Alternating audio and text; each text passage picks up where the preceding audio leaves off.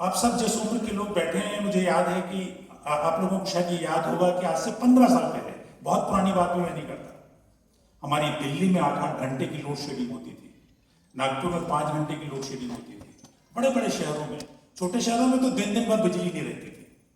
सुबह उठते थे ठंड के दिनों में तो कहा जाता था 9 बजे के पहले नहा लेना, 9 बजे के बाद लोड शेडिंग होने वाली है। किसी शहर में 8 बजे के बाद लोड शेडिंग होने वाली है।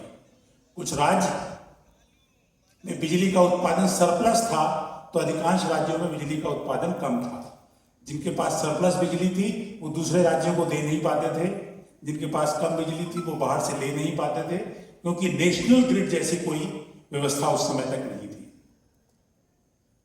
आज हमारा देश विश्व के उन चुनिंदे देशों में है जहां हम बिजली सरप्लस राष्ट्र में बिजली सरप्लस। आप आश्चर्य करेंगे, हमारे देश में बिजली की स्थापित क्षमता 4,35,000 मेगावाट, यानी 475 गीगावाट हमारी ऊर्जा विद्युत की स्थापित क्षमता है। हम दुनिया के दूसरे बड़े विद्युत उत्पादक हैं, अमेरिका के बाद हमारा नंबर है। और हमारी डिमांड क्या है? हमारी पीक डिमांड इसी सीजन में 2,80,000 मेगावाट तक गई है। पीक डिमांड मतलब एक बार में अधिकतम हमारी आवश्यकता 2,80,000 मेगावाट तक गई है, 280 गीगावाट। इसका मतलब हम सरप्लस राष्ट्र हो गए। तो जो पहले की स्थिति थी जिसमें एक राज्य दूसरे राज्य से बिजली नहीं ले पाते थे, उसके लिए एक स्थापना की गई NLDC, national load dispatch centre. एक ग्रिड पूरे देश का बनाया गया, नेशनल ग्रिड। राष्ट्र को एक ग्रिड से जोड़ दिया गया। देश के जितने भी ऊर्जा के उत्पादक हैं, विद्युत उत्पादक हैं, उन सब का उत्पादन एक ग्रिड में डाल दिया गया। और फिर राज्यों से कहा गया कि अब आप अपनी अपनी आवश्यकता के अनुसार बिजली ले सकते हैं। तो स्थापित क्षमता ज्यादा है, मतलब बिजली का उत्पादन ज्यादा होता है। उसमें से कोई प्लांट 60% लोड फैक्टर पे चलता है, कोई 75% पे चलता है, कोई 80% पे चलता है, कोई 40% पे ही चलता है। मतलब अपनी क्षमता के 40% से उसका उत्पादन होता है। तो हर राज्य में SLDC की स्थापना कर दी गई, स्टेट लोड डिस्पैच सेंटर, जिसका समन्वय RLDC से हुआ, रीजनल लोड डिस्पैच सेंटर। इन्हें वेस्टर्न अलग है, नॉर्दर्न अलग है, साउथ अलग है, ईस्टर्न है। इस तरीके से सभी क्षेत्रवार लोड डिस्पैच सेंटर की स्थापना कर दी गई। मुझे WRPC का भी चेयरमैन रहने का अवसर मिला। वेस्टर्न रीजन की जो 7 स्टेट्स हैं उनकी पावर कंपनीज का चेयरमैन भी मैं रहा। तो ऐसे पहले NLDC नेशनल, फिर उसके बाद में RLDC में आए, फिर SLDC में आए। और सिर्फ एक ही शर्त रखी गई कि आने वाले कल के लिए पहले रात को 12 बजे के पहले आप अपनी डिमांड हमको दे दें। ये जैसे हमारा छत्तीसगढ़ है, छत्तीसगढ़ में सुकमा कुंटा भी है, जशपुर है, जांजगीर चांपा है, कोरबा है, बिलासपुर है, दुर्ग है, रायपुर है, राजनांदगांव, तो अलग अलग क्षेत्र के अलग अलग फीडर है। तो हम पहली रात को उनको ये बता देते हैं कि कल हर 15-15 मिनट के स्लॉट में, सुबह 6 से 6:15, 6:15 से 6:30, 6:30 से 6:45, ऐसे 15-15 मिनट के 96 ब्लॉक्स में हमको कुल कितने बिजली की आवश्यकता होगी। लगभग हम उसके 10% ऊपर नीचे हो सकते हैं। वो डिमांड हमारी जनरेट करके दे दी जाती है, और वो भी आजकल AI बेस्ड हो गई है, आर्टिफिशियल इंटेलिजेंस, कि कल यदि तापमान इतना रहा, कल यदि उष्ण हमारा ह्यूमिडिटी इतनी रही, कल यदि शाम इतने बजे हो गई, इतने बजे सूर्यास्त होगा, इतने बजे सूर्योदय होगा, तो बिजली की डिमांड 2024 में क्या थी, 2023 में क्या थी, उसके अनुसार AI जो है वो एक कैलकुलेशन करके दे देता है कि आपकी कल की डिमांड इतनी होगी, और उसके अनुसार ग्रिड में पावर की सप्लाई हो जाती है। इसलिए आपने देखा होगा नरेंद्र मोदी जी के राज में अब पूरे देश में कहीं पावर कट नहीं होता। बिजली तकनीकी कारणों से जा सकती है। यदि क्षेत्र की जो बिजली कंपनी है वो मेंटेनेंस प्रॉपर नहीं कर सकती तो वहां बिजली जा सकती है, लेकिन बिजली इतनी मात्रा में देश में उपलब्ध करा दी गई है कि कहीं पे भी लोड शेडिंग की आवश्यकता नहीं है। देश में आज जितने उद्योग चाहे उतने उद्योग आ सकते हैं। मैंने आपको बताया ना, 4,75,000 मेगावाट का उत्पादन क्षमता और 2,80,000 मेगावाट की मैक्सिमम डिमांड, मतलब अभी भी हमारे पास इतना गैप है। तो फिर हम आगे क्यों उत्पादन क्षमता बढ़ाने की दिशा में कार्य कर रहे हैं, यदि इतनी स्थापित क्षमता हो चुकी है तो? क्योंकि हमारे उत्पादन का 70%, लगभग 65 से 70% बिजली कोयले से उत्पन्न होती है। कोयले से बिजली का उत्पादन मतलब पर्यावरण का नाश। कोयले का उत्पादन, कोयले की माइनिंग से जो हम प्रदूषण करना शुरू करते हैं, फिर उसका ट्रांसपोर्टेशन, फिर से उससे जो हम बिजली पैदा करते हैं, फिर उसकी जो क्षमता होती है, कोयले से जो बिजली हमारी उत्पन्न होती है, हार्डली 26-27% उसकी जो एनर्जी है वो इलेक्ट्रिसिटी में कन्वर्ट हो पाती है। बाकी लगभग 70% भाग प्रदूषण के रूप में एनवायरमेंट में चला जाता है। तो यदि ऐसे प्रदूषित स्रोत से हम बिजली का उत्पादन कर रहे हैं तो निश्चित ही उसका भी हमें शिफ्ट करना होगा। तो कैसे किया, उस पर भी नरेंद्र मोदी जी ने बहुत तेजी से सोचा, बहुत अच्छे से सोचा।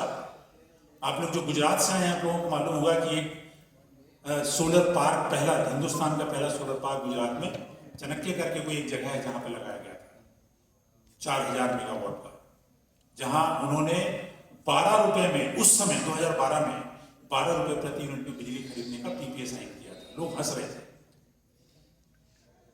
कि इतनी महंगी बिजली खरीदने का क्या तात्पर्य है। उन्होंने कहा था मैं 5 साल तक इस रेट में बिजली लूंगा, क्योंकि उनको मालूम था कि इस सोलर प्लांट की लाइफ 25 से 30 साल है।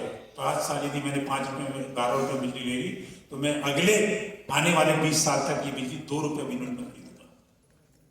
और उसका परिणाम हुआ कि उनके देख करके, उनके इस मॉडल को देख करके दुनिया में हम वो उदाहरण बन गए जिसने सबसे अधिक सोलर पार्क स्थापित किए। अब मैं आपको फिगर बताता हूं, आप आश्चर्य करेंगे। 2014 में हमारे देश में सोलर पावर प्लांट की स्थापित क्षमता मात्र 2821 मेगावाट थी। 2821 मेगावाट 2014 में। ये आप लोग जो हमारी मिनिस्ट्री ऑफ MNRE जो है, new renewable energy ministry of power के साइट पे भी आप जाएंगे, या अथॉरिटी, इलेक्ट्रिसिटी अथॉरिटी की साइट पर जाएंगे तो वहां भी आपको ये फिगर देखने मिल जाएगा। 2014 की स्थापित क्षमता 2821 मेगावाट, और आज हमारी क्षमता कितनी मालूम है आपको? 31 मार्च 2025 को 1,07,945 मेगावाट। यदि आप उसको प्रतिशत में निकालना चाहेंगे तो 3,825 करीब प्रतिशत की ग्रोथ हुई है मात्र 11 साल में। कहां 20,000 मेगावाट का टारगेट था Jawaharlal Nehru national solar mission जब अनाउंस हुआ था, मात्र 20,000 मेगावाट का टारगेट रखा था। अभी आपको मालूम है टारगेट मोदी जी ने क्या टारगेट दिया है? 500 गीगावाट, 5 लाख मेगावाट का टारगेट सोलर का दिया है, और हम अचीव कर रहे हैं। हम पीछे नहीं हैं, और कितनी तेजी से हम अचीव कर रहे हैं। एक योजना का नाम आप लोगों ने भी सुना होगा, बहुत ज्यादा पॉपुलर है, पीएम सूर्य घर योजना। पीएम सूर्य घर योजना है जिसमें आप अपने छतों पर बिजली लगा करके मुफ्त बिजली प्राप्त कर सकते हैं। उनका आशय ये है कि जिनको 1 किलोवाट की क्षमता है, 2 किलोवाट की क्षमता है, 3 किलोवाट की क्षमता के जो रेसिडेंशियल हमारे संयंत्र लगते हैं, वो सोलर के यदि लगा लिए जाए तो आपको मुफ्त बिजली मिलती रहेगी 30 साल तक। अब सोलर पैनल की लाइफ 30 साल हो चुकी है, और 2014 के पहले जो हमारे सोलर पैनल मात्र 12-13% एफिशिएंसी के थे, वो अब 26% एफिशिएंसी के पैनल हमारे यहाँ उपलब्ध हो गए हैं। मतलब जितने एरिया में हम 1 किलोवाट जनरेट करते थे, अब हम उसके आधे एरिया में 1 किलोवाट पावर जनरेट कर लेते हैं। इतनी एफिशिएंट टेक्नोलॉजी हमारी, विश्व की जो सर्वोच्च एफिशिएंट जो टेक्नोलॉजी है वो आज हमारे हिंदुस्तान में है।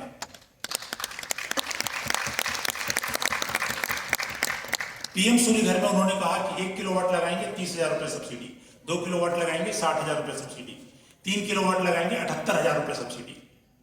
3 किलोवाट से अधिक यदि किसी की रिक्वायरमेंट है, इसका मतलब वो संपन्न है। यदि महीने में या उसका एक टाइम पर यदि 3 किलोवाट से अधिक क्षमता की बिजली उत्पन्न करता है वो, यानी उसके यहाँ 4-5 एसी हैं, 2 फ्रिज हैं, 1 फ्रीजर है, मिक्सी है, वॉशिंग मशीन है, 10 पंखे लगे हैं, यदि उसकी रिक्वायरमेंट ज्यादा है तो वो संपन्न है। तो उसको कहा गया आपको सब्सिडी मिलेगी, लेकिन 3 किलोवाट की सब्सिडी आपको मिलेगी। आप चाहें तो 10 किलोवाट का भी संयंत्र लगा सकते हैं। उसकी प्रोग्रेस देखिए। ये पीएम सूर्य घर योजना कब अनाउंस हुई थी? 10 मार्च 2024, 13 फरवरी 2024 को, 13 फरवरी 2024 को अनाउंस हुई थी। आज हमारे प्रदेश में, हमारे देश में 10 लाख घरों में, 10 लाख घरों में पीएम सूर्य घर योजना के अंतर्गत रूफटॉप सिस्टम की स्थापना हो चुकी है और मात्र 7% ब्याज में आपको बिना कोलेटरल के बैंकों से सब्सिडी मिल रही है। और इतना सिंपल सिस्टम किया है। जैसे पहले जो सिस्टम होते थे जिसमें खुद प्रधानमंत्री कहा करते थे कि 100 रुपए बेचते हैं तो 15 पैसे मिलता है और जो 100 पैसे बेचते हैं तो 15 पैसे मिलता है, ये सारी चीजों को दूर करने के लिए एक नेशनल पोर्टल बना है, पीएम सूर्य घर बिजली घर। आप उस पोर्टल को चालू करिए, अपने प्रदेश का नाम खोजिए, प्रदेश का नाम क्लिक करिए, प्रदेश के नाम के बाद में आपको लिस्ट मिलेगी। आप वहां पर अपना बीपी नंबर, जो आपके यहाँ बिजली का मीटर लगा है उसका बीपी नंबर उसके अंदर डालिए, तो वो निकलेगा कि भाई इस क्षेत्र में कौन कौन से वेंडर्स काम कर रहे हैं। जैसे हमारे छत्तीसगढ़ में लगभग 450 वेंडर रजिस्टर्ड है, तो रजिस्टर्ड किसी भी वेंडर को आप सेलेक्ट कर सकते हैं। फिर आपको पता लगेगा कि उस वेंडर के माध्यम से लगाने पर आपको क्या खर्च आएगा और वो सारी चीजों के साथ में 10 से 15 मिनट में आपकी सब्सिडी का सर्टिफिकेट जनरेट हो जाएगा, आपकी सब्सिडी सैंक्शन। फिर उस वेंडर से आपको संपर्क करना है। ज्यादातर वैसे वेंडर ही जाते हैं, लोगों के साथ में मिल करके इस प्रोसेस को करते हैं और उसके बाद में आपके यहाँ सिस्टम लगेगा। सिस्टम लगने के बाद में उसकी कॉपी उसी में उस पोर्टल पे वो वहाँ रजिस्टर कर देगा कि मेरे यहाँ से संयंत्र स्थापित हो चुका है। बिजली कंपनी के जो लोग हैं डिस्कॉम वाले, वो आपके यहाँ पे बाई डायरेक्शनल मीटर लगाएंगे जिसमें नेट मीटरिंग हो सकेगी कि आपने कितनी यूनिट जनरेट की और कितनी यूनिट आपने कंज्यूम की।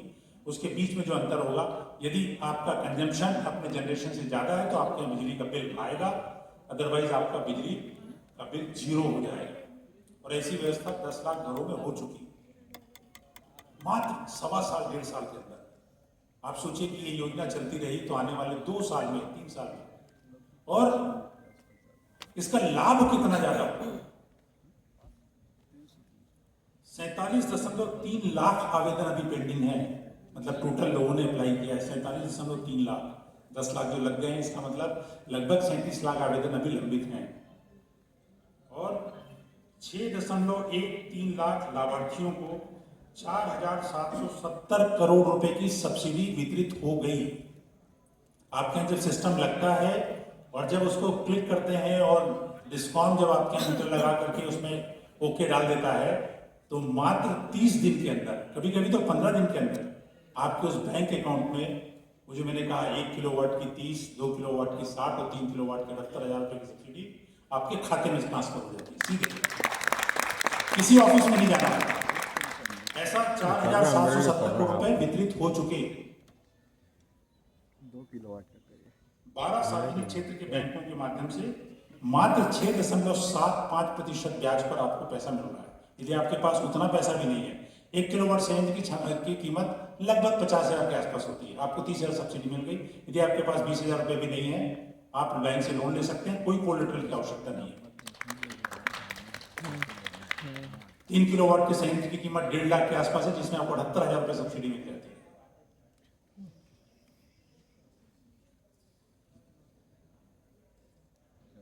और ये भी मैं आपको बता दूं कि यदि इसको एनवायरनमेंट की दृष्टि से देखा जाए तो लगभग 30 मेगावाट, ये रूफटॉप जो 1-2 किलोवाट के लगे हैं, अब तक 30 मेगावाट क्षमता टोटल हो चुकी है। और एक संयंत्र साल में 100 पेड़ से जो हमको एनवायरनमेंट की सुरक्षा मिलती है, एनवायरनमेंट की जो का लाभ हमको मिलता है पर्यावरण का, वो सिर्फ एक संयंत्र से हमको हो जाता है। और ऐसा 10 लाख संयंत्र रखने पर कितनी बड़ी उपलब्धि इस देश ने हासिल की। हम देश के, जो हमारा देश है, ये दुनिया में अब 3रे नंबर का आरई प्रोडक्शन है। रिन्यूएबल एनर्जी से पावर जनरेशन के क्षेत्र में, रिन्यूएबल एनर्जी में स्मॉल हाइडल भी आता है, हाइडल भी आता है, विंड भी आता है, बायोमास भी आता है, वेस्ट टू एनर्जी भी आता है। इन सब को यदि हम मिला लें तो इसकी जो कुल क्षमता हमारी है, हम दुनिया के 3रे नंबर के देश में आ चुके हैं। पहला अमेरिका है, दूसरा चीन है, 3रे हम हो चुके हैं। इसमें भी हम गौरवान्वित महसूस करते हैं। मैं वर्ल्ड बैंक के माध्यम से, एडीबी के माध्यम से यूनिसेफ के माध्यम से, यूएनडीपी के माध्यम से मुझे 50 से ज़्यादा कंट्रीज में जाने का अवसर मिला है। मुझे ये सौभाग्य प्राप्त हुआ है कि मैं देश का प्रतिनिधित्व करने के लिए 50 से ज़्यादा कंट्रीज में गया और मैंने इस बात को रखा कि हमारा देश आज कहाँ पहुँच चुका है।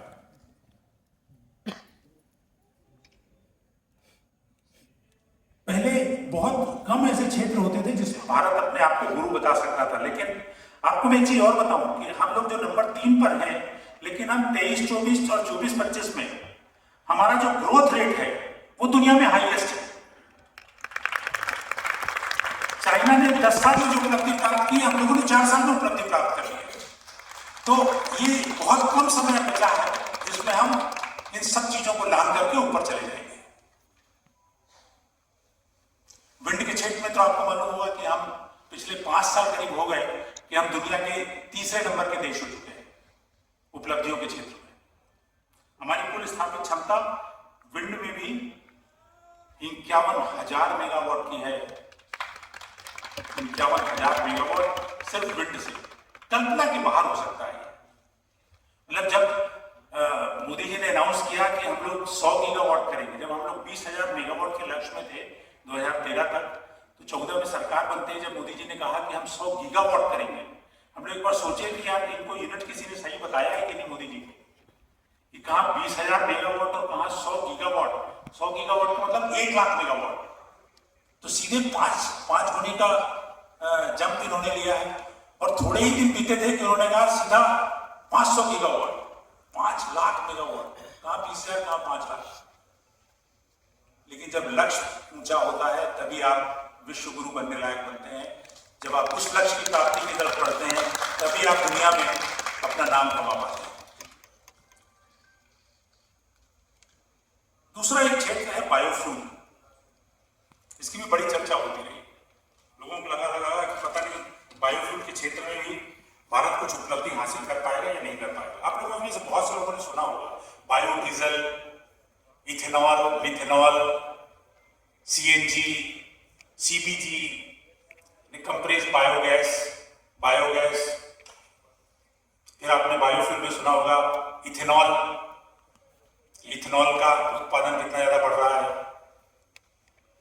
जो हमारे कृषि अपशिष्ट होते हैं, एक बड़ा हल्ला मचता है पंजाब में, हरियाणा में कि पराली जलाई जा रही है।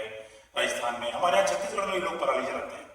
तो पराली जलाने की समस्या का समाधान के लिए कहा गया कि इसका कोई उपयोग निकाल लो कृषि अपशिष्टों का, क्योंकि किसान को तो नेक्स्ट फसल लगानी होती है। तो देखता भाई कितने जल्दी से जल्दी ये जो मेरे अपशिष्ट हैं, वेस्ट है, इसका डिस्पोज ऑफ हो जाए तो मैं उस जगह का दूसरा उपयोग कर सकता हूँ। छत्तीसगढ़ जैसे अपने यहाँ ब्यारा होता है कि जहाँ पूरा धान वान काट करके लाते हैं तो ब्यारा में ला करके पिसाई करते हैं, वहाँ पर चलाते हैं और अनाज अलग करते हैं, पैरा निकलता है, दूसरा निकलता है, तो सब जल्दी से जल्दी डिस्पोज ऑफ हो जाए जिससे हम सेकंड फसल की तैयारी कर सकें। उसका उपयोग इथेनॉल के रूप में होने लगा। इथेनॉल में उसका कन्वर्शन होने लगा। लोग शुरू में हंस रहे थे जब ये टारगेट दिया गया कि हम अपने उपयोग का 20%, टोटल पेट्रोल का 20% हम इथेनॉल यूज करेंगे, यानी इतना ब्लेंडिंग करेंगे, इतनी मिक्सिंग करेंगे। लोग हंस रहे थे, कैसी बात कर रही है, अचीवमेंट कैसे हो सकता है। और वो टारगेट रखा गया था 2025 तक। 2025 तक हम 20% को पूरा कर लेंगे। हमने जनवरी 2025 में 19.6% का लक्ष्य प्राप्त कर लिया। जनवरी में 19.6 का, और अभी हम बैठे हैं मई में, और मई में हम लोग 20.8% का लक्ष्य प्राप्त कर चुके हैं।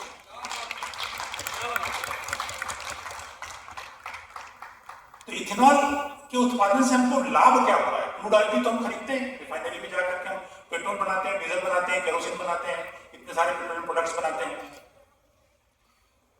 साथियों, हमारे देश का जो सबसे बड़ा आयात बिल है ना, इंपोर्ट बिल, वो क्रूड ऑयल के लिए होता है, और उसका भी प्रतिशत मोर देन 80% हम क्रूड ऑयल के इंपोर्ट में खर्च करते हैं।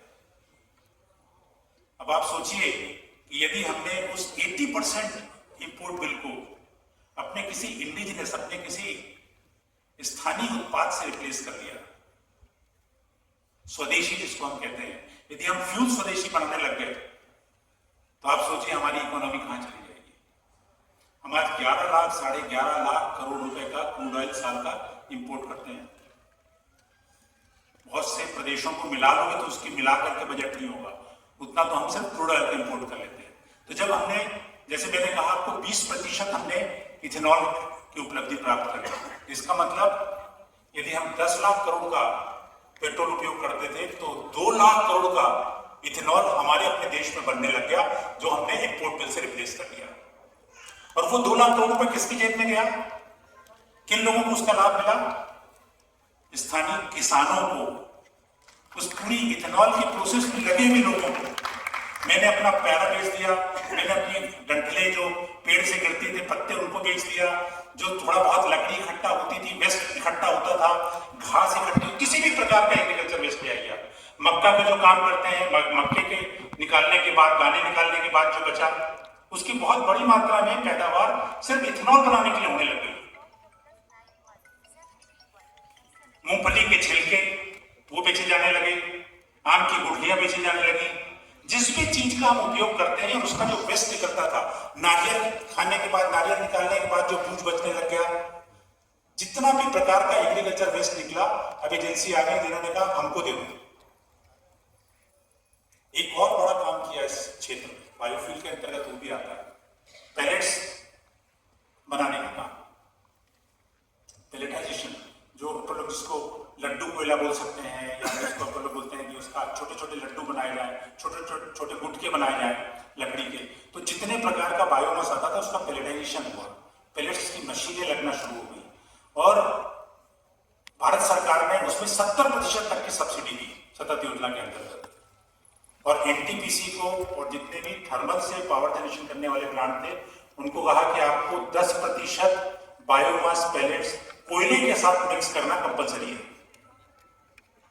इसका क्या लाभ हुआ कि कोयले से जो प्रदूषण होता था उसको कम करके हमने 10% तक कम से कम अचीवमेंट इसका कर लिया। हो सकता है 10% आने वाले समय में 50% तक चला जाए, लेकिन इसकी शुरुआत भी माननीय नरेंद्र मोदी जी की सरकार आने के बाद में हुई। उन्होंने इस दिशा में सोचा और उसका परिणाम आज ये है कि वो 10% भी हमने अचीव कर लिया, इथेनॉल का 20% भी हमने अचीव कर लिया। और बायोडीजल की शुरुआत आप लोगों को याद होगा, हिंदुस्तान में छत्तीसगढ़ को गौरव मिला था कि हमने यहाँ पर बायोडीजल की शुरुआत की थी। सुदर्शन जी उस समय सरसंघ चालक